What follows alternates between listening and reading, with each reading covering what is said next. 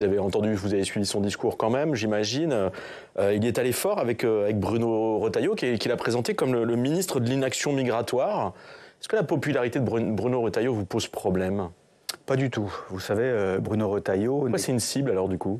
Vous savez, nous, on cible tous ceux qui parlent comme nous, mais qui trahissent le peuple français. C'est le cas de Bruno Retailleau? Monsieur Retailleau est le ministre de la parole.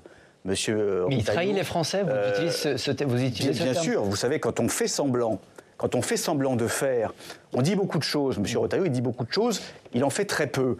Monsieur Retailleau est, j'allais dire, le nouveau robot qui parle comme le Rassemblement national, mais finalement qui se couche au dernier moment. Il vient d'adopter une circulaire abrogeant la circulaire Valls. Ça vous convient pas? La circulaire n'a de fermeté que le nom. C'est une escroquerie, cette circulaire.